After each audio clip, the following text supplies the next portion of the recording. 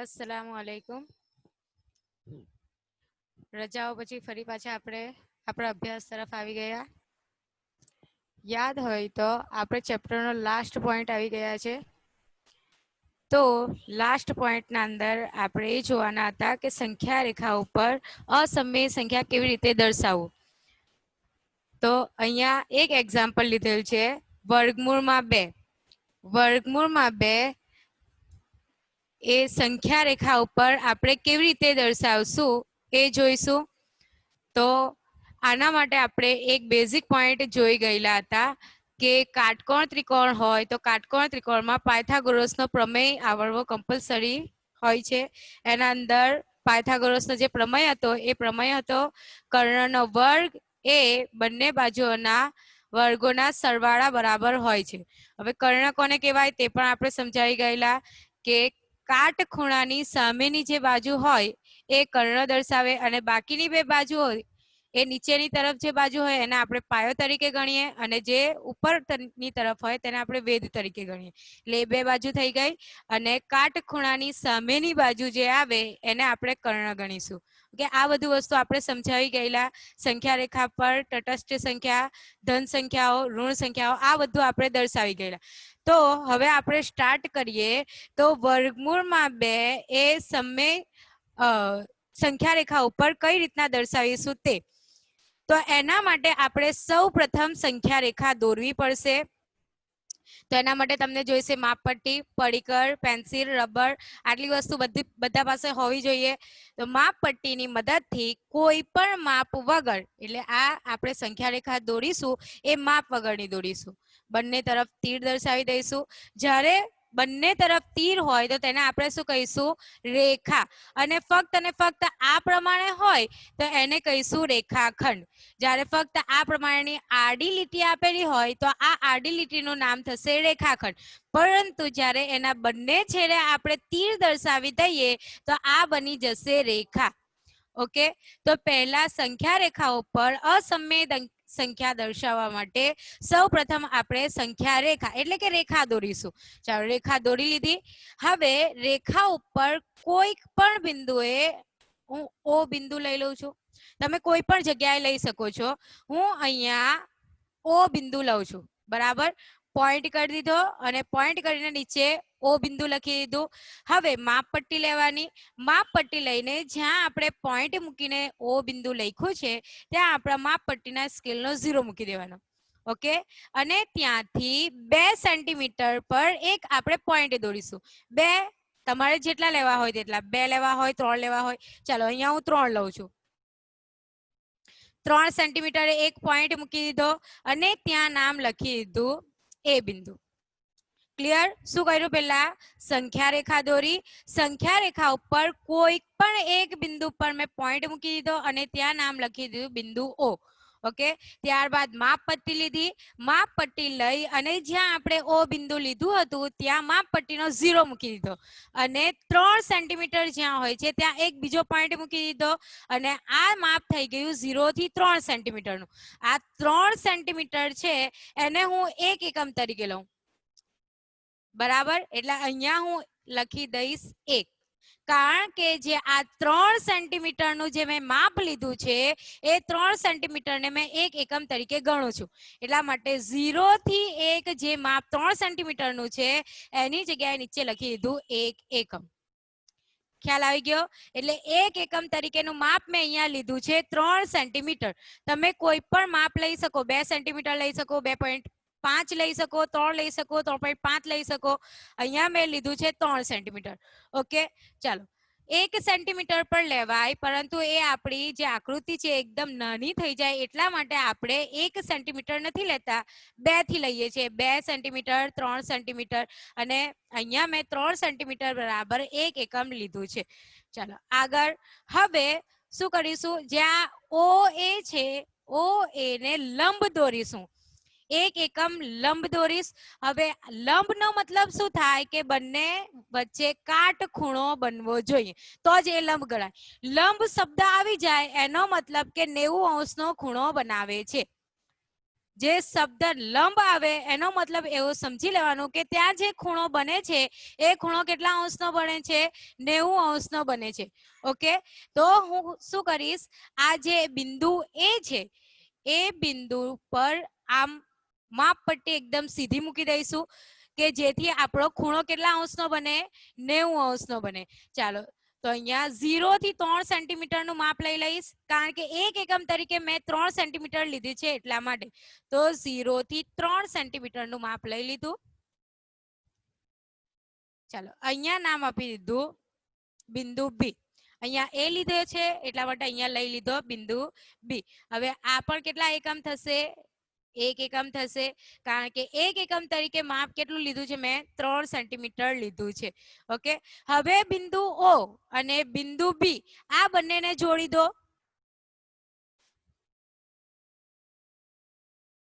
ચાલો જોડી દીધો તો હવે અહીંયા જે કાટ ખૂણો બને છે દેખાય છે આ થઈ ગયો 90 અંશનો ખૂણો બિંદુ ઓ એ પાસે જે આ ખૂણો બને છે એ ખૂણો કેટલા અંશનો બનશે 90 અંશનો અને જે ત્રિકોણમાં એક ખૂણો 90 અંશનો હોય તો એ ત્રિકોણને કયો કહેવાશે કાટકોણ ત્રિકોણ કહેવાશે તો અહીંયા જે ત્રિકોણ ઓ એ બી બને છે એ કાટકોણ ત્રિકોણ બનશે અને કાટખૂણાની સામેની બાજુ એટલે સામેની બાજુ કઈ થઈ આ કાટખૂણાની સામેની બાજુ થઈ તો સામેની બાજુ બનશે ઓબી તો આ ઓબી શું ગણાશે કર્ણ ગણાશે ચાલો આ આપણા પાસે છે એક એકમ આ આપણા પાસે છે એક એકમ તો આપણે કર્ણનું માપ શોધી શકીશું કઈ રીતે પાયથાગોરસના પ્રમેય પ્રમાણે તો અહીંયા કાટકોણ ત્રિકોણ કયો લઈશું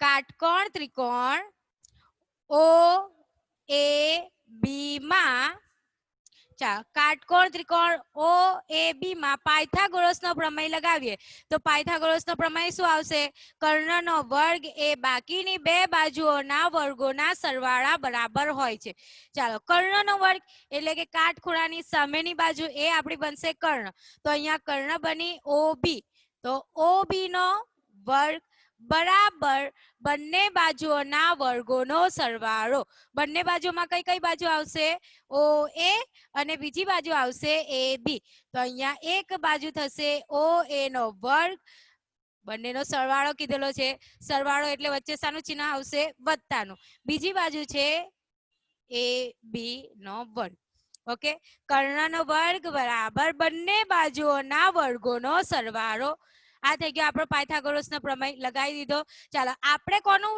મૂલ્ય શોધવાનું છે ઓ બી નું એટલે કે કર્ણનું શોધવાનું છે ઓ બી નો વર્ગ એવો ને એવો લખીશું કારણ કે એ વસ્તુ આપણે શોધવાનું છે ઓકે રાઈટ બરાબર ના બરાબર ઓ એ નું આપણે અહીંયા મૂલ્ય કેટલું છે એક એકમ એટલે અહીંયા આપણે લખી દઈશું 1 નો વર્ગ ઓ એની જગ્યાએ લખી દઈશું 1 હવે વત્તાના વત્તા એ બી બરાબર પણ આપણા પાસે એક એકમ છે એટલે અહીંયા લખી દઈશું 1 નો વર્ગ ઓકે ચલો આગળ વધીએ ઓ બી નો વર્ગ એવો ને એવો એકની ગમે તેટલી ઘાત હોય જવાબ હંમેશા શું આવશે એક જ આવશે એટલે 1 નો વર્ગ 1 વત્તા અહીંયા પણ 1 નો વર્ગ 1 આ વસ્તુ આપણે યાદ રાખવાની કે એકની ગમે તેટલી ઘાત આપેલી હોય જવાબ હંમેશા એક જ આવશે એકની તમને અહીંયા 500 ઘાત આપેલી હોય તો પણ જવાબ એક જ આવશે ઓકે ચાલો આગળ વધીએ ઓબી નો વર્ગ એવો ને એવો બરાબર 1 વત્તા 1 કેટલા થશે 2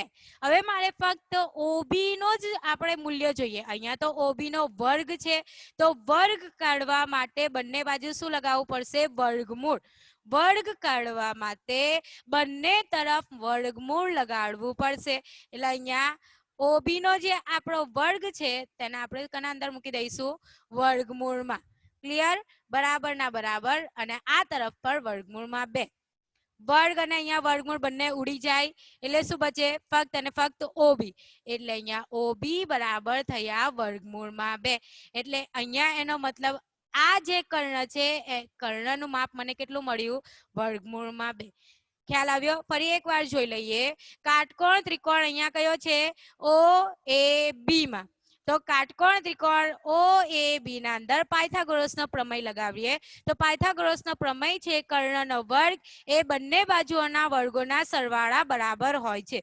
તો કર્ણ છે કાટખૂણાની સામેની બાજુ, કાટખૂણાની સામેની બાજુ કઈ છે ઓ બી, તો ઓ બી નો વર્ગ બરાબર બાકી રહેલી બે બાજુઓ છે એ બાજુઓના વર્ગોનો સરવાળો. તો એક બાજુ છે ઓ એ અને બીજી બાજુ છે એ બી, તો એ બંનેના વર્ગો લખી દીધા અને એનો સરવાળો એટલે વચ્ચે બંને વચ્ચે કયું ચિહ્ન આવી જશે વત્તાનું.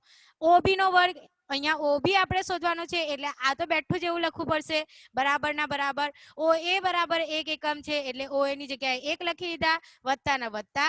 સેમ એઝ ઇટ ઇઝ એ બી બરાબર પણ 1 એકમ છે એટલા માટે અહીંયા લખી દીધા 1. 1 નો વર્ગ 1 આવશે વત્તાના વત્તા 1 નો વર્ગ 1. 1 વત્તા 1 ટોટલ કેટલા થાય 2. હવે મારે ફક્ત અને ફક્ત વેલ્યુ શાનું જોઈએ છે ઓબી નું જ જોઈએ છે, પરંતુ અહીંયા શું છે ઓબી નો વર્ગ બરાબર. તો વર્ગ કાઢવા માટે બંને તરફ શું લગાવવું પડશે વર્ગમૂળ લગાડવું પડે. એટલે અહીંયા હું બંને તરફ વર્ગમૂળ લગાડી દઉં છું. વર્ગ અને વર્ગમૂળ બંને ઉડી જાય કટ થઈ જાય એટલે બચે શું ફક્ત અને ફક્ત ઓબી, અને અહીંયા તો વર્ગ છે જ નથી ફક્ત અને ફક્ત વર્ગમૂળ જ છે એટલા માટે વર્ગમૂળમાં 2 જ આવશે. એટલે અહીંયા આપણને ઓબી ની જે કિંમત હતી એ ઓબી ની કિંમત કેટલી મળી છે વર્ગમૂળ 2, અને આપણે દર્શાવવાનું શું હતું સંખ્યા રેખા ઉપર વર્ગમૂળમાં 2.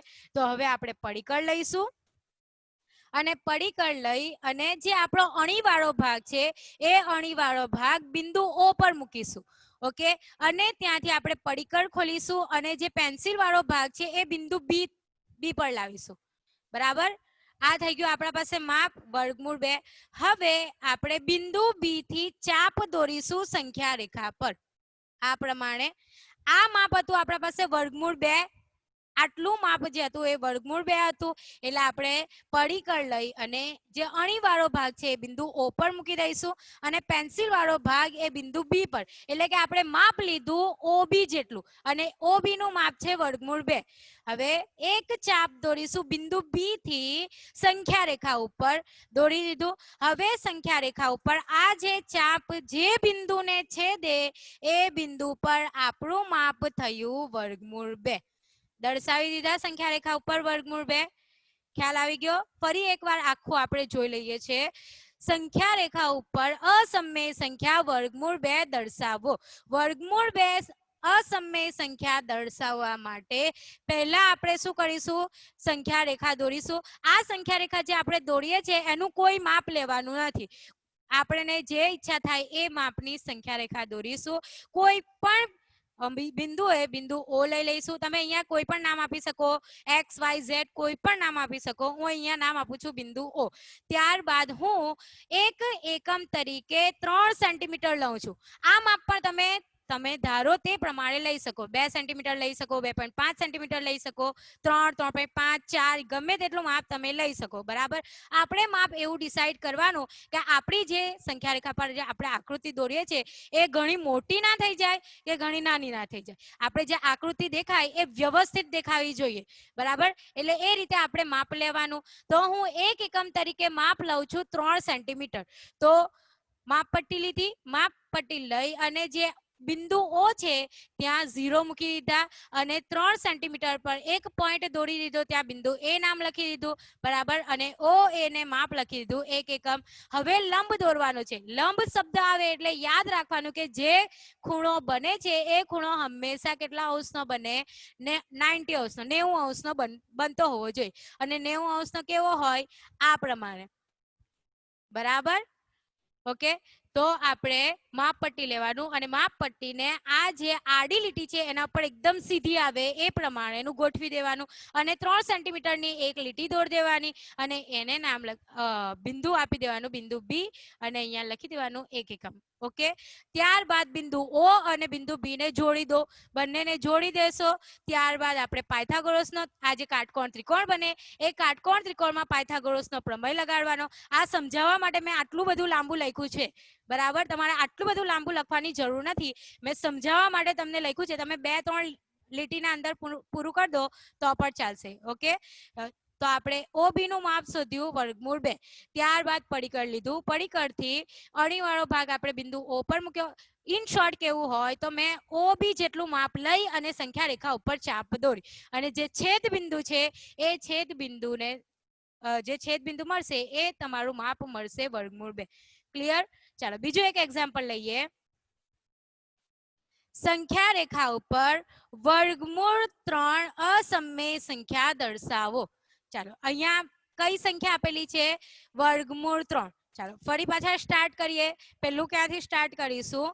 સૌ પ્રથમ એક સંખ્યા રેખા દોરીશું, મતલબ કે એક રેખા દોરીશું. બરાબર?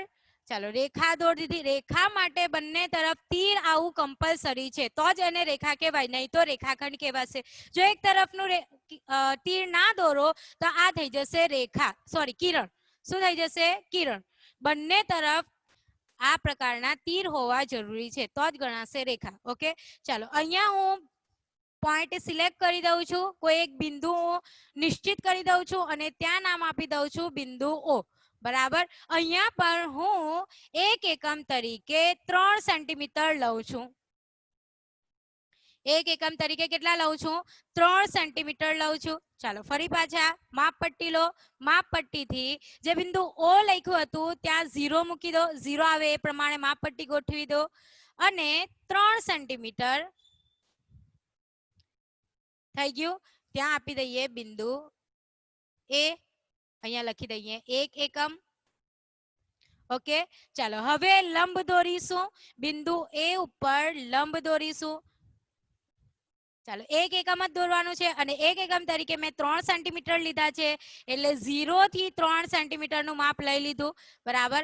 અને અહીંયા બિંદુ આપી દીધા B અને નામ લખી દીધું અહીંયા માપ લખી દીધા 1 એકમ. બરાબર? એટલે થઈ ગયા OB. ચાલો આગળ શું કરીશું? બિંદુ O અને બિંદુ B એ બંનેને માપપટ્ટી વડે આપણે જોડી દઈશું. ચાલો અહીંયા આપણા પાસે કાટકોણ ત્રિકોણ કયો થયો? OAB. અને આજ આપણે આગળ શોધી ગયા છે અને યાદ હોય તો આનું આવશે વર્ગમૂળ 2. બરાબર? તો પણ આપણે જોઈ લઈએ. કાટકોણ ત્રિકોણ OAB માં પાયથાગોરસનો પ્રમેય. પાયથાગોરસનો પ્રમેય શું હતો? કર્ણનો વર્ગ એ બંને બાજુઓના વર્ગોના સરવાળા બરાબર થાય છે અને કર્ણ એ કાટખૂણાની સામેની બાજુ ગણાય. કાટખૂણાની સામેની બાજુ છે OB, એટલે કે OB નો વર્ગ બરાબર OA નો વર્ગ વત્તા AB નો વર્ગ. ચાલો OA 1 એકમ છે એટલે અહીંયા 1 નો વર્ગ વત્તા AB નો વર્ગ એટલે કે 1 નો વર્ગ. 1 ની ગમે તેટલી ઘાત હોય જવાબ શું આવશે? 1 જ આવશે. 1 નો વર્ગ 1 વત્તા 1 નો વર્ગ 1. 1 ને 1 કેટલા થયા? 2. અને અહીંયા મારે OB શોધવા છે એટલે OB થશે વર્ગમૂળ 2. ઓકે, અને કઈ રીતના આવ્યું એ મેં આગળના વર્ગમૂળ 2 વખતે સમજાઈ ગઈ એટલે મેં અહીંયા આગળ વધારે લખતી નથી, ડાયરેક્ટ તમને દર્શાવી દઉં છું. OB બરાબર વર્ગમૂળ 2 એટલે આપણા પાસે આ માપ થઈ ગયું વર્ગમૂળ 2. મારે દર્શાવવા છે વર્ગમૂળ 3 એટલે આ રચનાને મારે આગળ વધારવી પડશે. ઓકે, તો હવે મારો પાયો બનશે OB. પાયો કયો બનશે? OB. અને આ OB પાયો છે એના ઉપર બિંદુ B પર મારે લંબ દોરવો પડશે. બિંદુ B પર લંબ દોરવો પડે એટલે આ થઈ ગયો મારો પાયો અને આ પાયાના ઉપર મારે એ પ્રમાણે લંબ દોરવાનો કે અહીંયા જે ખૂણો બને એ કાટખૂણો બને. ચાલો તો પાયા ઉપર હું એકદમ સીધી લીટી દોરીશ. થઈ ગયું આ અને અહીંયા બિંદુ આપી દઉં C. થઈ ગયું. આ કાટખૂણો બનવો જોઈએ. બની ગયો. ક્લિયર? આ કાટખૂણો બનવો જોઈએ અને અહીંયા આપણે કાટખૂણાની સિમ્બોલ લગાવી દીધું. બરાબર? અને ઉપર નામ આપી દીધું બિંદુ C. હવે બિંદુ O અને બિંદુ C આ બંનેને જોડી દો. શું કામ કર્યું? બિંદુ O અને બિંદુ C આ બંનેને જોડી દીધા. હવે અહીંયા આ જુઓ, આ કાટકોણ ત્રિકોણ કયો બનશે? OBC. કયો? OBC. તો હવે એના અંદર આપણે પાયથાગોરસનો પ્રમેય લગાવીએ તો કાટકોણ ત્રિકોણ ઓ બી સી માં ચાલો પાયથાગોરસનો પ્રમેય લગાવીશું. હવે પાયથાગોરસનો પ્રમેય કર્ણનો વર્ગ બરાબર બંને બાજુઓના વર્ગોનો સરવાળો. તો કાટખૂણાની સામેની બાજુ એટલે કે આ બનશે કાટખૂણાની સામેની બાજુ. કાટખૂણાની સામેની બાજુ બનશે ઓસી.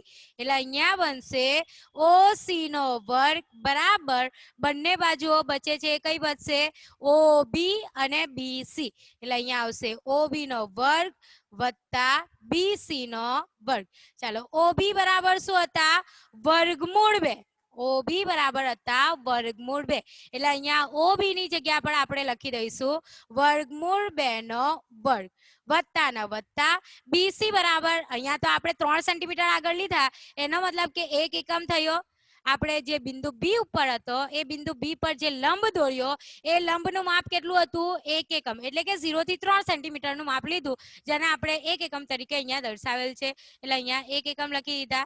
એટલે બીસી એ પણ કેટલા થયા 1 એટલે કે 1 નો વર્ગ વર્ગમૂળ 2 નો વર્ગ એટલે વર્ગ અને વર્ગમૂળ બંને નીકળી જાય એટલે બચશે કેટલા ફક્ત અને ફક્ત 2 વત્તા ના વત્તા 1 ની ગમે તેટલી ઘાત હોય જવાબ શું આવશે 1 જ આવશે.